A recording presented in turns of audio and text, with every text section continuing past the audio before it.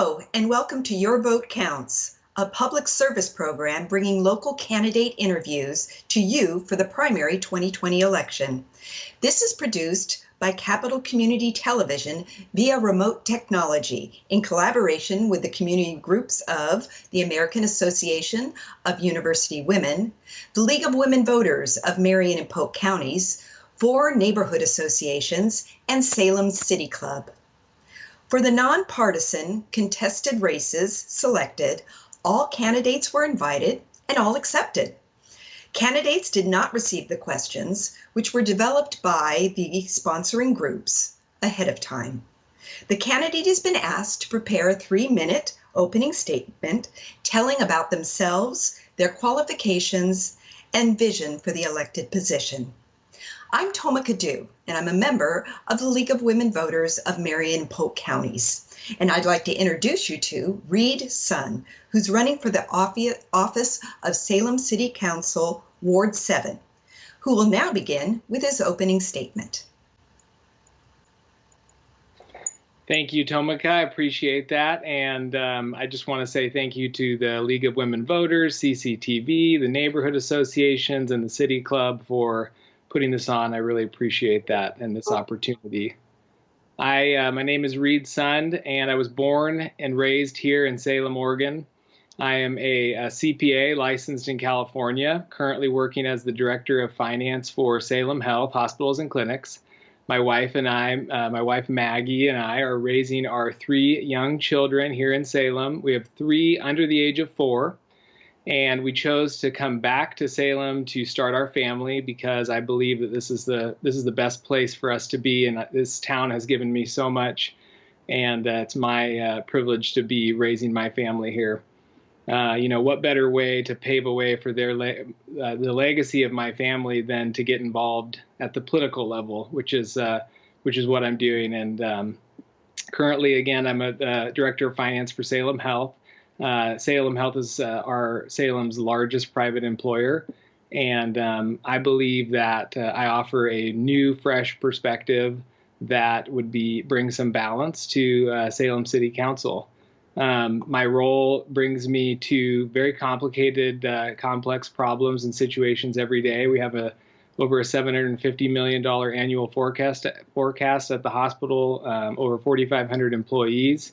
I am a trained Kaizen lean leader, which has given me a perspective of managing a system effectively that has been very valuable. The continuous improvement methodology, very, very valuable. I currently serve and have served on the last couple years for the City of Salem Citizen Budget Committee. I love numbers, but I also love people. So you put those together, and it's a nice balance for your traditional accountant. I also served as the treasurer for a local nonprofit, Isaac's Room, in 2018 and 2019. And I'm involved with our local Young Life area as the treasurer and event planning. The reason why I entered this race is I believe that Salem is facing challenges that an effective management system with heightened visibility of the metrics we're tracking is necessary to make progress with these challenges. And I believe that I can bring that level of leadership to council.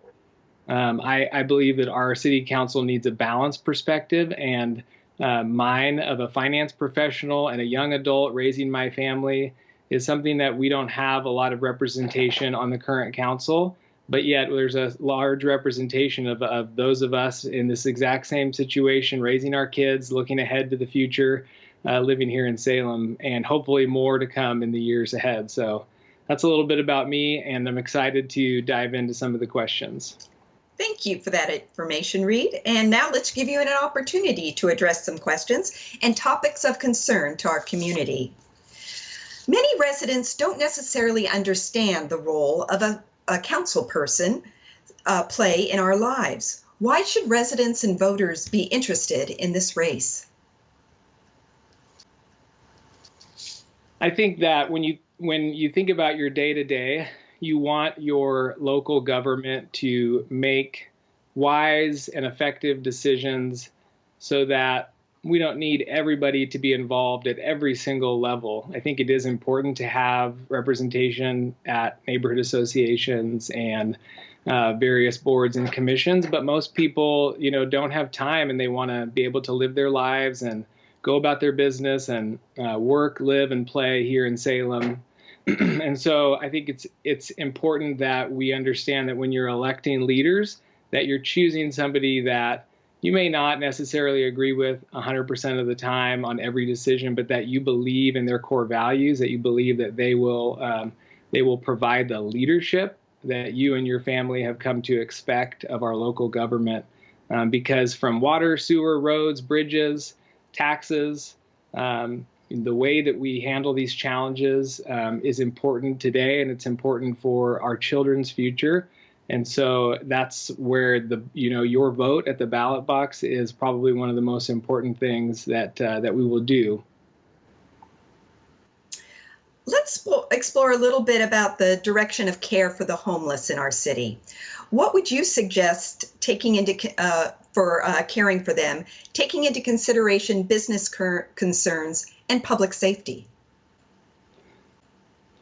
Well, it's clear that homelessness has risen to be the number one challenge and number one concern of almost all residents of Salem. I think the resident satisfaction survey that we had the results come out recently spoke to that. The mayor spoke about it in his State of the City. And, a month ago, as I was on doorsteps, knocking on doors, talking with voters about what was important to them, almost every single conversation either started with or ended with the discussion about what to do about the challenge of homelessness in our community. I think the downtown corridor had seen a very rapid increase in the visibility of those living on the street, but that really only represented one layer of our overall homeless population. However, it put a black eye on downtown Salem. Our businesses were struggling. Our residents felt unsafe. I went to every single city council meeting and saw the testimony from both sides that no one was happy. Absolutely no one was happy. Flash forward to today. Everything's changed with COVID-19. Everything has changed. Downtown is different. Homeless have returned to the parks to camp.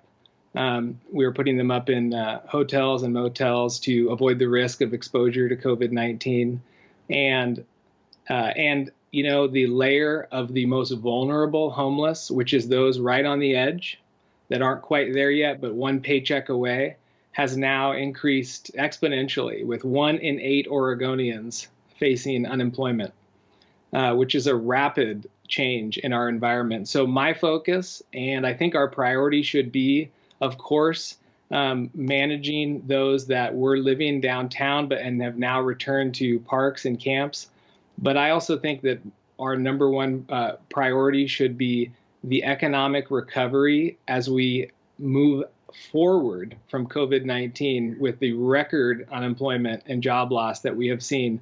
And how do we do that as a city? By removing barriers to allow our businesses to thrive. I am honored to have the support of the business community in a time where those jobs are more important than ever before for our community to grow and to thrive into the future.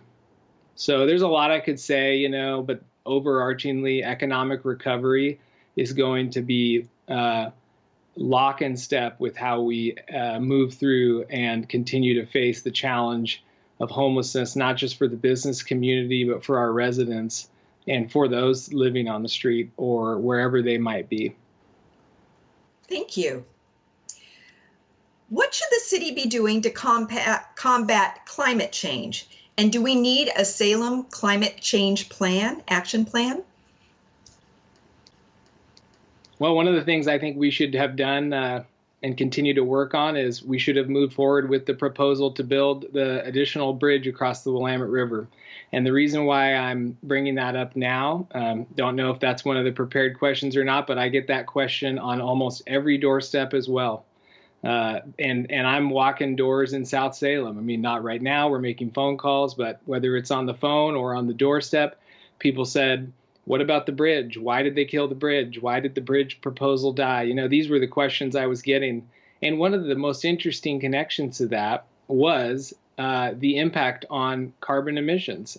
You may not think that right away, but stalled cars from the library to the other side of the Willamette every day at rush hour, both peak rush hour times, that has an impact on our local environmental standing. And so what I think, this is a global problem, and I think we should be responsible stewards with every decision we make, whether it be a traffic decision, a housing decision, a new employer maybe looking to come to Salem. But what does the city council actually have in their toolkit to combat climate change is sort of different because, of course, we have various levels of government for a reason.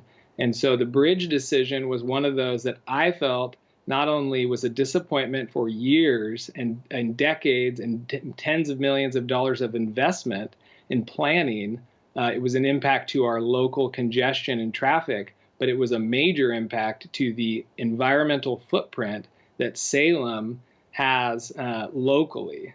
And so that's something that I think we should do. With respect to the climate action plan, this is not a priority of mine, but I am a collaborator, and I know that Salem has representation from all sides of life, and I'm willing to learn more. That's one that I just need to step into that learning mode.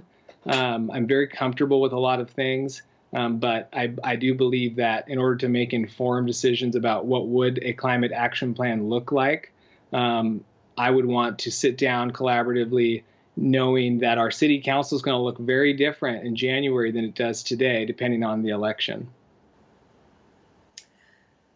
I think as we look ahead, we can assume that there may be cuts in revenue and increases in needs, particularly after the crisis of the pandemic.